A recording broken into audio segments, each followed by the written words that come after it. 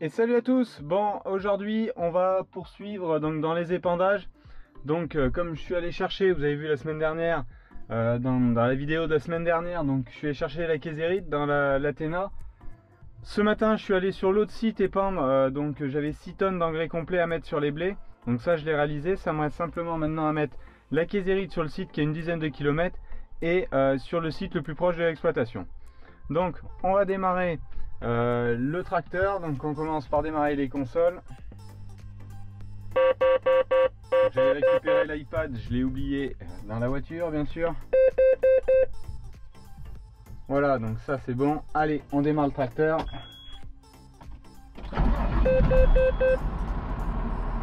Et on aura ensuite à régler les pendeurs. Donc je vous ferai voir comme je le fais d'habitude à l'aide du téléphone. Je vous mettrai tout ça sur le côté de la vidéo. Donc on va chercher le télescopique et on va remplir déjà les pendeurs.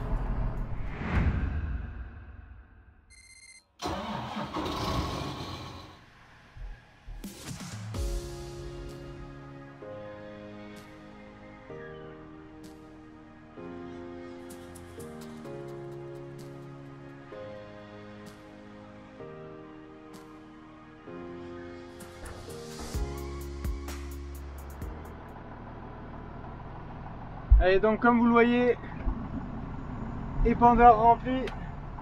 Donc maintenant on va procéder au réglage. Bon, donc le réglage, je vais ouvrir le téléphone donc en enregistrement comme je le fais d'habitude. Comme ça je vous le mettrai sur le côté de la vidéo. Hop. Donc première opération, comme d'hab, granulomètre.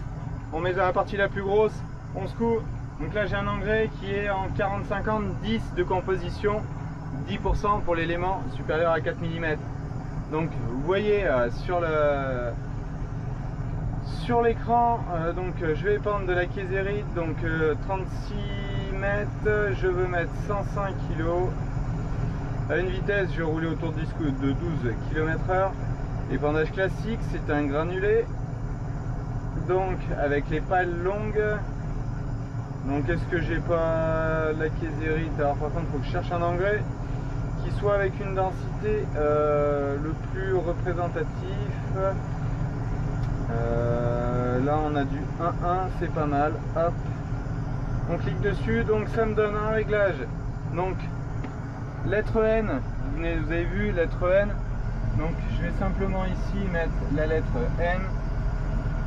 Il faut que je tourne, donc il m'indique à 950 tours, donc ça vous le verrez au champ. 950 tours à vitesse des disques, donc à 525 tours à la prise de force. Réglé à 0 d'angle, ça tombe bien derrière ce que je vous avais fait voir. Donc on est à 0. Par contre si on va sur les réglages, donc il faut que je sois sur le 3 par rapport 3 et Y pour le. Donc Y, c'est juste qu'on a changé ici la lettre pour le réglage du déflecteur en bordure. Et 3, je vais vous faire voir. Je l'ai baissé. Alors là, on est plein. Voilà. Donc là, j'étais à 4 ce matin. J'avais un engrais qui était un petit peu plus léger. Hop.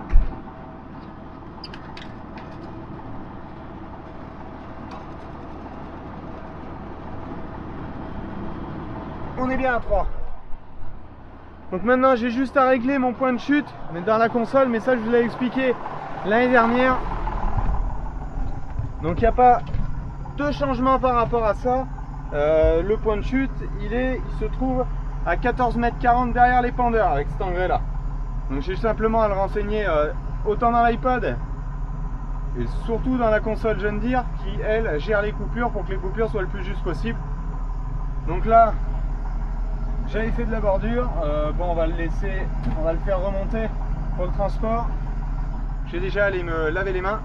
Et puis on va partir à la parcelle, enfin sur le site il y a une dizaine de kilomètres.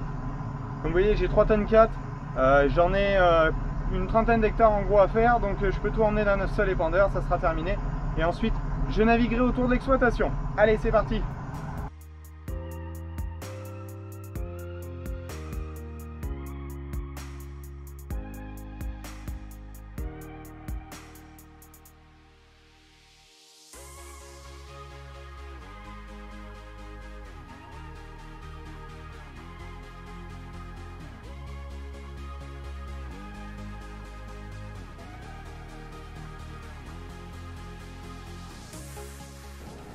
Donc voilà, je viens d'arriver, donc je vais baisser mon déflecteur de bordure.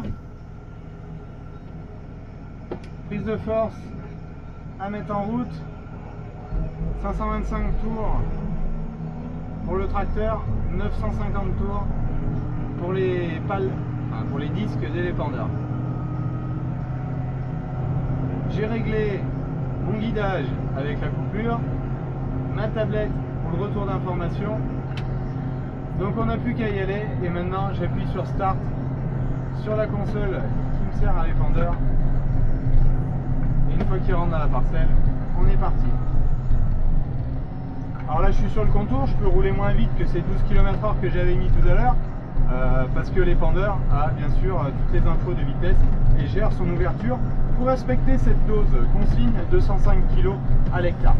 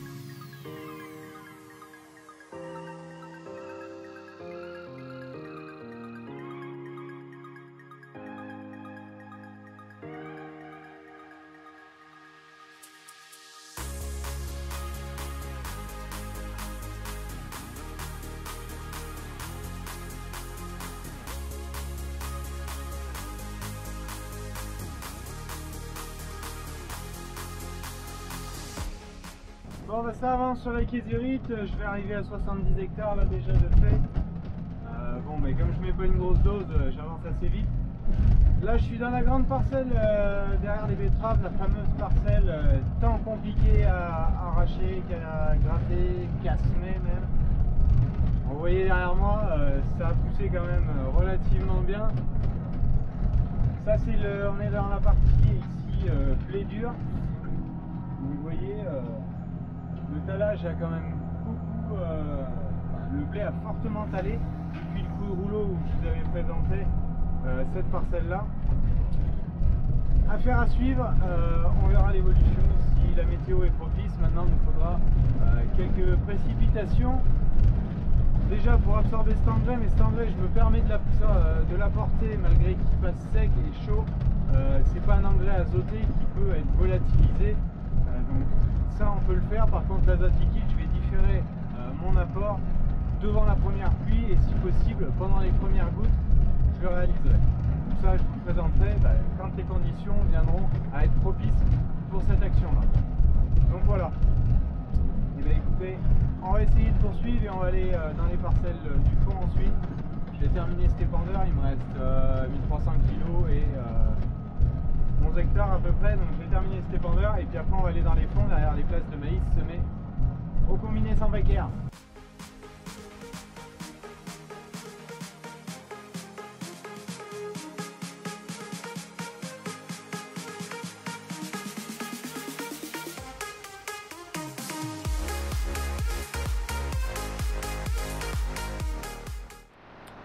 Bon là je suis vraiment léger de l'avant. J'ai forcé un peu le trait, j'ai 3 tonnes 6. Non, j'ai pas en retour de l'exploitation. Et à chaque fois ça me permet d'emmener tout un bloc complet de plusieurs parcelles. Donc soit la grande que je viens de faire en betterave, soit un bloc complet. Donc c'est pour ça que je charge.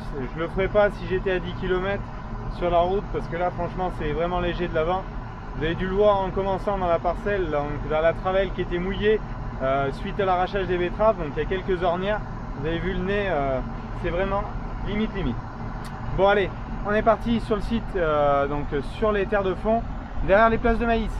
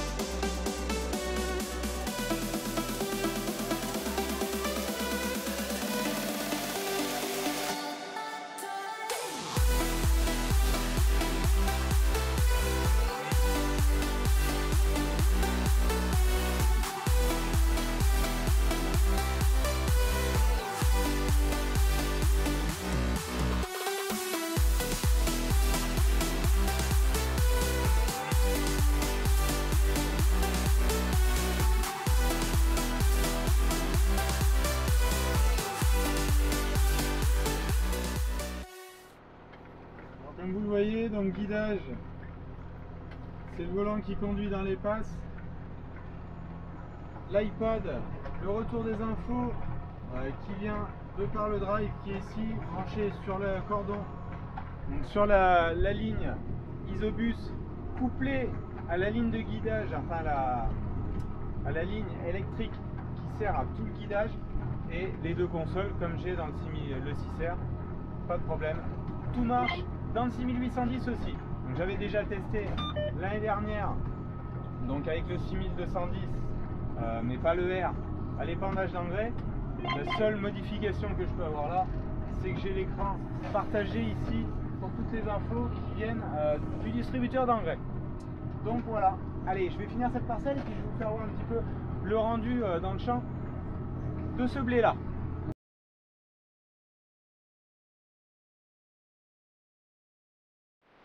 Bon, donc je viens de terminer la parcelle du bas. Allez, on va faire un tour dehors.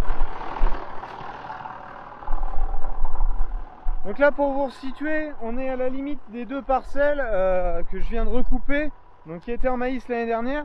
C'est là justement où je vous avais présenté le 6210 à l'épandage duré sur le maïs l'année dernière. Donc là, on peut voir un petit peu, donc je sais pas si c'est très visuel vous à la caméra, il y a deux couleurs. Donc à partir d'ici, le bas, donc ça c'est du pilier derrière maïs grain.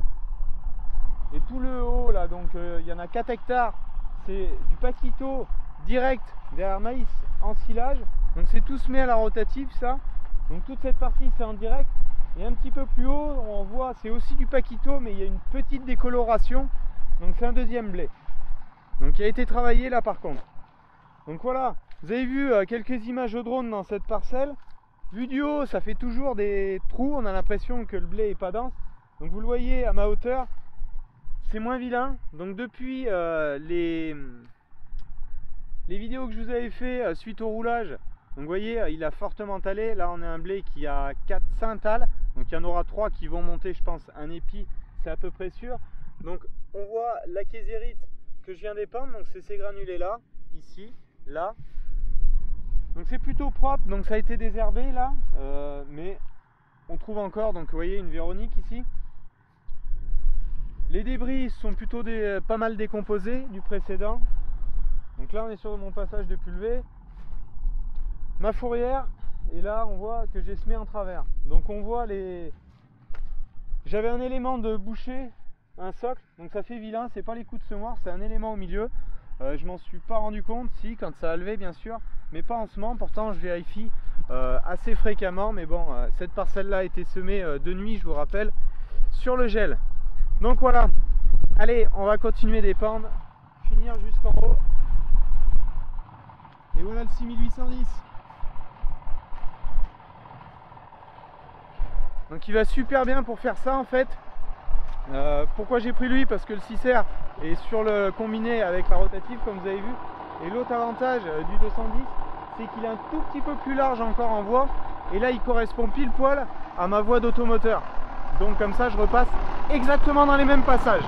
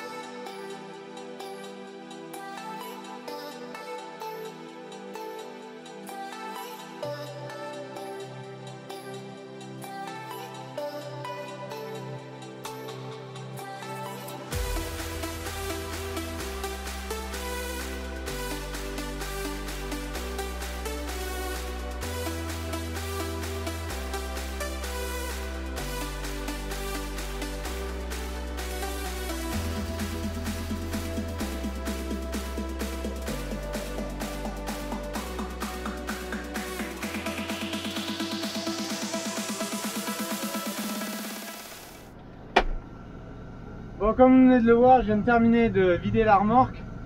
Donc un coup de pelle dans le godet du télescopique. Ça me reste 3 parcelles à faire. Donc je vais aller faire déjà les deux qui sont de l'autre côté de l'autoroute. Et ensuite On terminera au plus près de l'exploitation.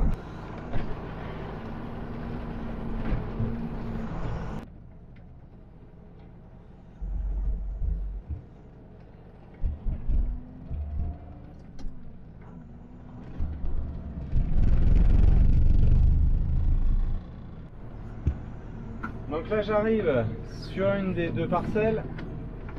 Comme vous l'avez peut-être vu sur l'iPad, ici vient de s'activer la parcelle. Donc elle me le suggère, je confirme. Donc comme j'ai pas changé, je reste là-dessus. On met la parcelle, donc les 11e. Ça ne modifie pas, j'ai tapé au mauvais endroit. La droite, autotrack, et on est parti. Prise de force. 950 tours, j'ai dit.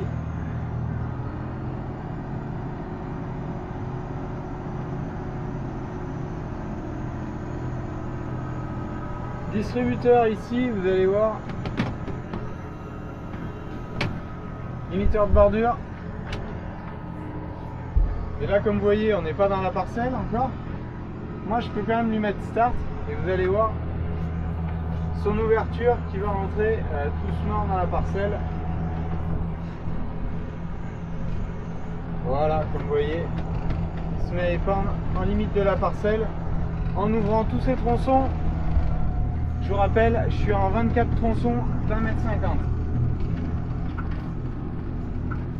Donc maintenant, on n'a plus qu'à rouler. Bon, ça va un petit peu plus vite là, toutes ces parcelles là qui ont été préparées au karat ou en direct. J'arrive à travailler entre 15 et 18 km/h, donc ça va pas trop mal. Ici, blé Paquito, deuxième blé, comme la parcelle que vous avez vu là-haut. Bon, c'est pas trop mal, il a bien talé aussi. On verra comment ça va évoluer. Maintenant, ça sera plus le temps que moi qui fera la suite des événements. Enfin, surtout la suite avec le rendement ou non.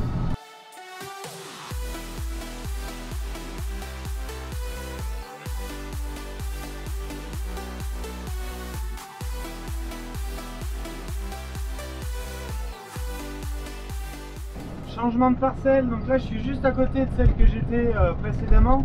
Par contre on a le premier semis et là le dernière vague de semis.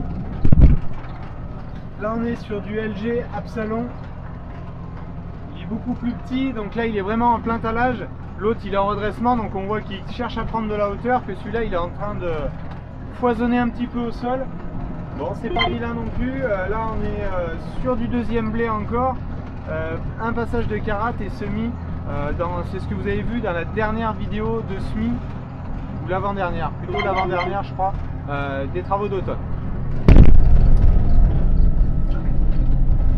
Donc je vais plutôt vous faire des images au drone ici, de coucher de soleil, parce que après ça me restera une parcelle à faire, mais ça va être compliqué de vous faire en même temps pendant que je termine. Donc il faudra que j'aille équilibrer dans les trémies, bien charger l'épandeur équilibré pour terminer et finir à zéro, épandeur vide complètement.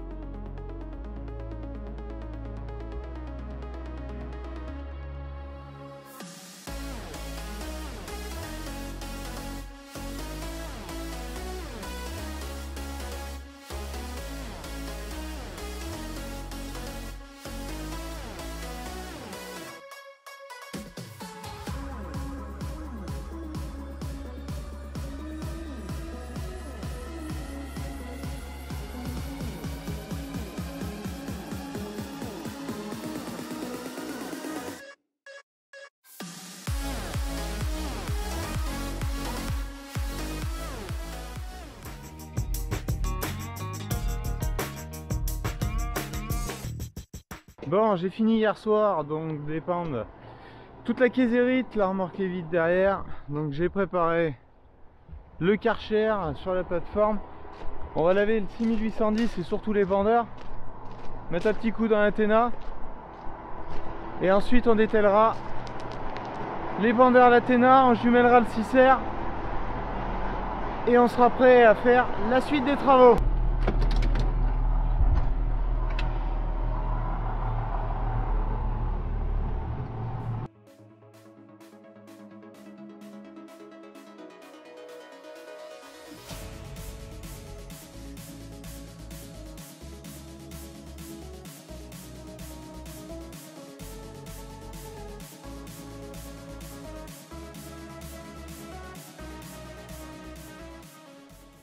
Bon, ça réchauffe ce matin, un petit peu de Karcher. Comme vous avez vu, donc le 6810, j'ai nettoyé les pendeurs, je suis allé le dételer. Ensuite, j'ai lavé le 6008. Puis, le 8000 vient d'être dételé. L'Athena est là-haut, à côté des autres bennes.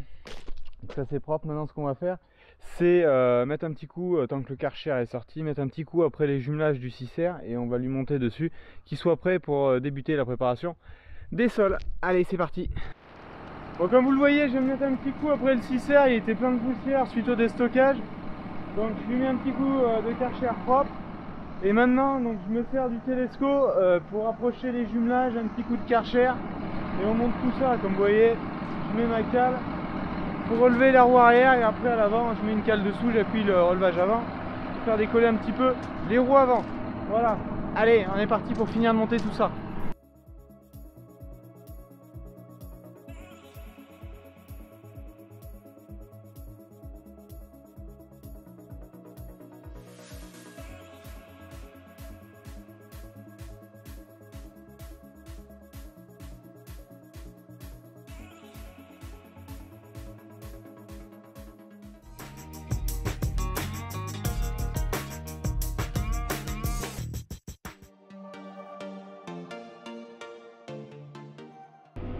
Bon, nouvelle journée, comme vous le voyez, je suis rendu sur le site le plus loin, donc on a fait le trajet ce matin, c'est 8h30, donc ça s'est pas trop mal passé, il y avait un peu de monde, bon on est lundi matin, donc il y avait un petit peu de monde sur la route, les gens qui retournent travailler, parce que hier dimanche on pouvait naviguer sur les routes, c'était vraiment désert.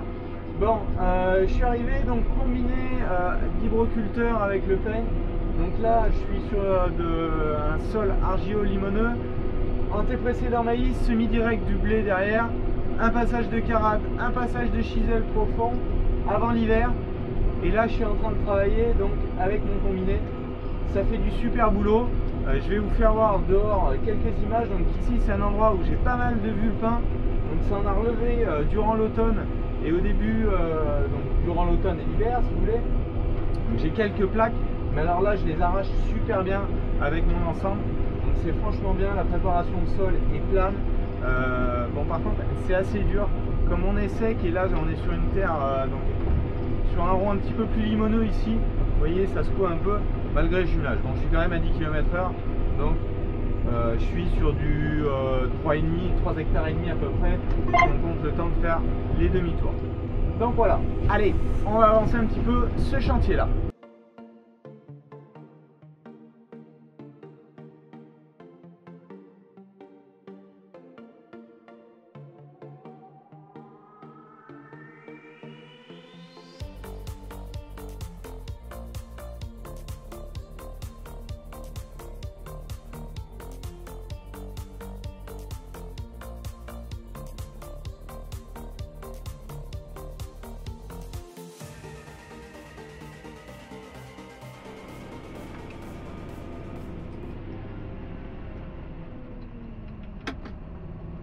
Allez, je viens d'en faire, je suis à 3 hectares déjà. Allez, je vais vous faire voir dehors.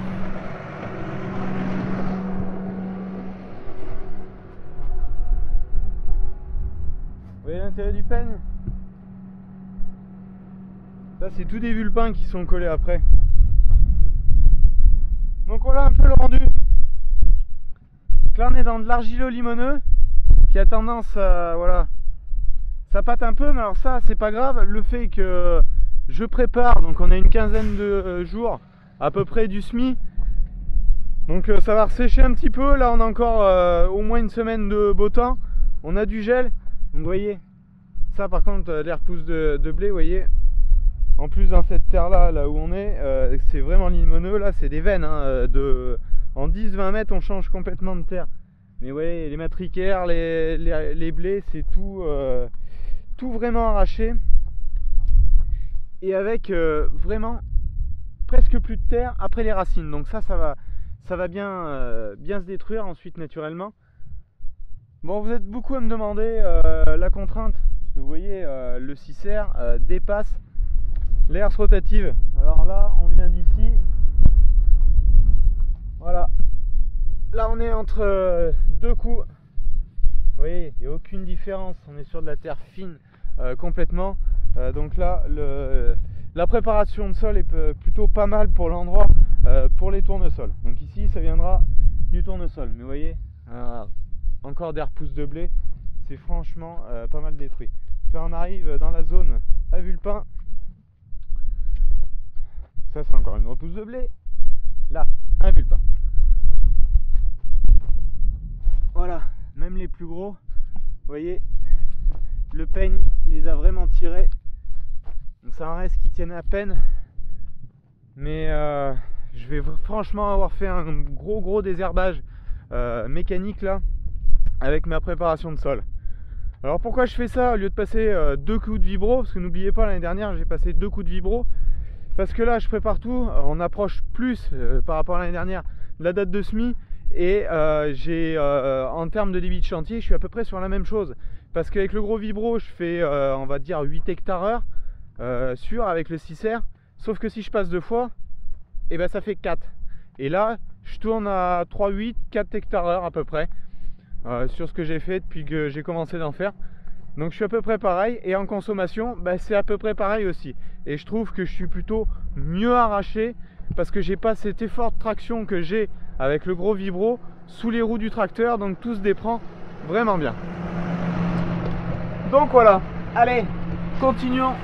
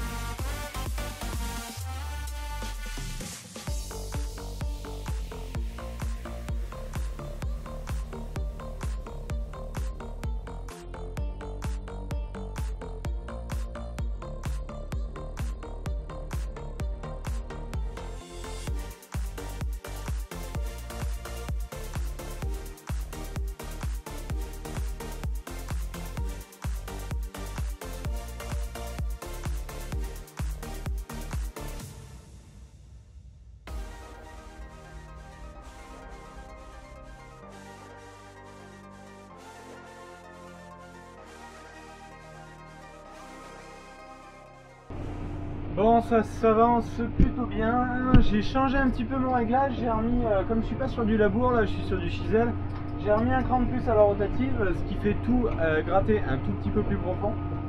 C'est pas trop mal. Ça m'a pas spécialement monté la consommation, si ce n'est d'un litre à peu près à l'hectare. Je tourne autour de 9 litres là de moyenne.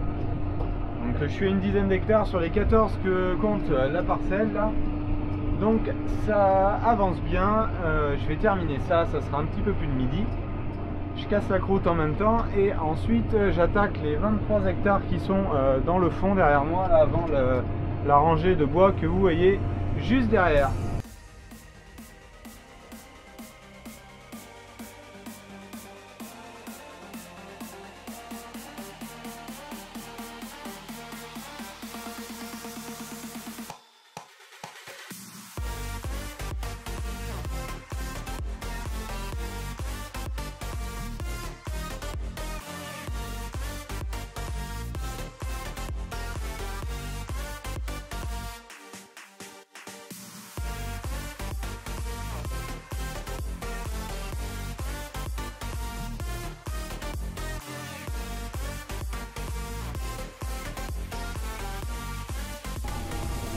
Donc suite, je viens de changer de parcelle. Précédemment j'étais juste là derrière, là je suis un peu plus dans le fond. Alors là, beaucoup de la terre de fond, beaucoup plus argileuse, beaucoup plus colorée, vous voyez. C'est peut-être pas très visuel étant donné qu'on a beaucoup de luminosité. Mais alors là, il y a beaucoup de vulpins, vous le voyez de ce côté-là. Tous les 10 mètres, il y a 3 ans, là c'était en blé, et tous les 10 mètres, il y a un coup de passage de moissonneuse batteuse. Donc là on peut être sûr, les vulpins viennent bien de là, pour qu'il y en ait des populations comme ça sous les anciens andins et 3 ans après je pinaille pour arracher le maximum. J'ai modifié un peu mes réglages, j'ai donné un peu d'agressivité de plus au vibroculteur. Là je pense que j'en arrache 80% à peu près, mais je fais pas du 100%, ça c'est sûr. On verra la suite au désherbage comment ça se passera. Bon, j'avance toujours relativement vite, je fais de la terre, c'est pas vilain, la terre est bien essuyée pour l'endroit, c'est plutôt pas trop mal. Le fumier, donc ici il y a eu du fumier de bovin mis derrière le blé l'année dernière. Donc, je vous rappelle, ça a fait blé, maïs travaillé, SD, le dernier, donc ce blé là qu'on a ramassé était semé en direct derrière le maïs. Et là, on a retravaillé en profondeur le sol, pareil que la parcelle précédente, carate, 10-15 cm et un coup de chisel d'Idan, le bourbonnais là, à 25-30 cm de profondeur, en créant des ados. Vous voyez peut-être pas bien, donc là j'ai un petit biais par rapport au passage du chisel, mais ça permet de reniveler et la création de ces ados avant l'hiver fait qu'on se ressuie beaucoup plus vite au printemps.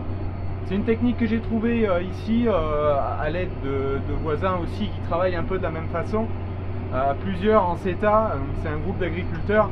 On arrive à se donner, essayer des techniques et à se donner quelques pistes de réflexion pour améliorer notre travail du sol à ces endroits-là. Sachant que on ne fait pas de travail du sol systématique, vous voyez dans la rotation, en gros, on est une année sur deux en semi-direct.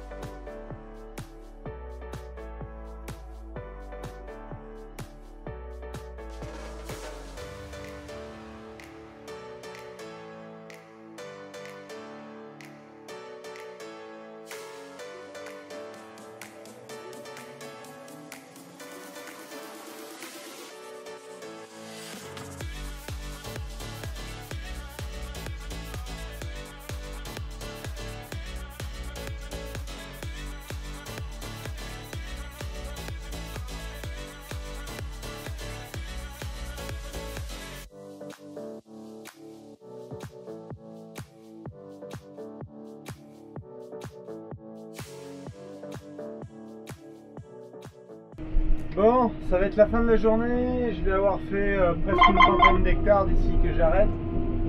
Sur les 38 en gros qu'il y avait à faire. Donc ça a bien avancé, ça m'en restera donc demain justement terminer ici à peu près 8 hectares. Quasiment 7 hectares et demi sur la route, une parcelle que j'ai à faire en Presta. Et ensuite on retourne sur l'exploitation à Cognac. Donc bon, bonne chose, bon temps dessus là.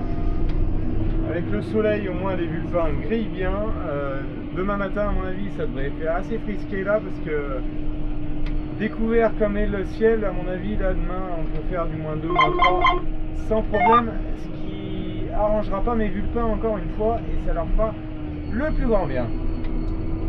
Bon allez, moi je vous laisse sur ces dernières images de coucher de soleil et je vous dis à demain.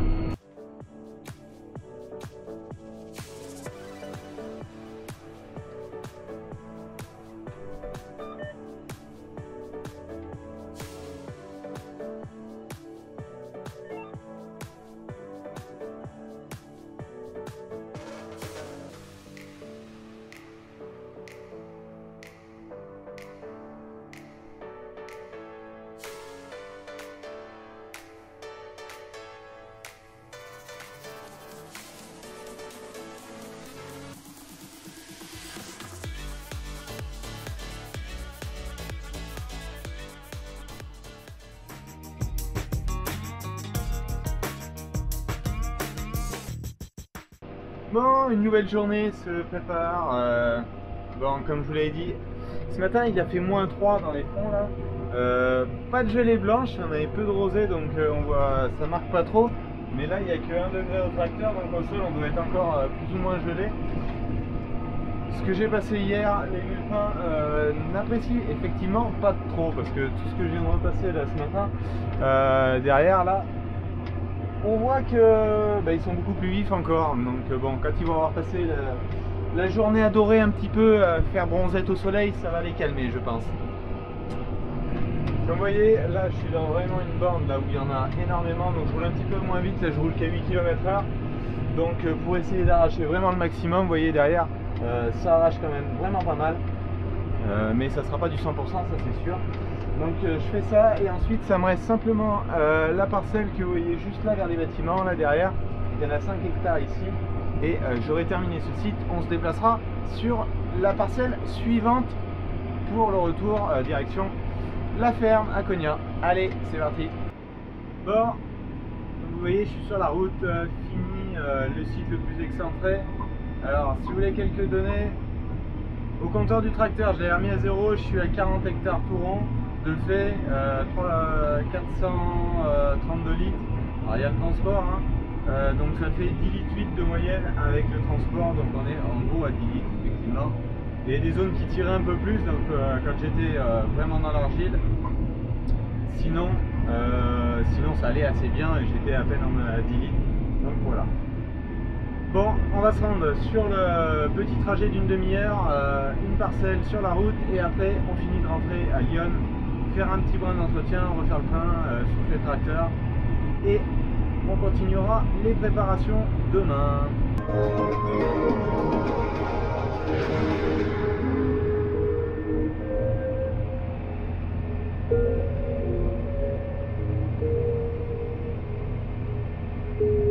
Bon, on met les petites vestes parce que ce soir, petit vent du nord, ça va geler encore cette nuit. Là, ça fait pas très chaud quand on est en plus à l'heure, on met au courant d'air, c'est moyen. Bon, je vous ai pas filmé, je suis revenu, j'ai fait un brin d'entretien sur le tracteur. Ça me reste un petit peu de graissage à faire sur le bord de relevage arrière. Et donc j'ai tourné aussi mes socs de vibro, tourné, changé quelques-uns parce qu'ils étaient bien nazes. Et là donc j'ai fait à peu près la moitié de la surface que j'avais à faire avec cet outil là au printemps. Donc là je suis à une 50aine d'hectares de fait.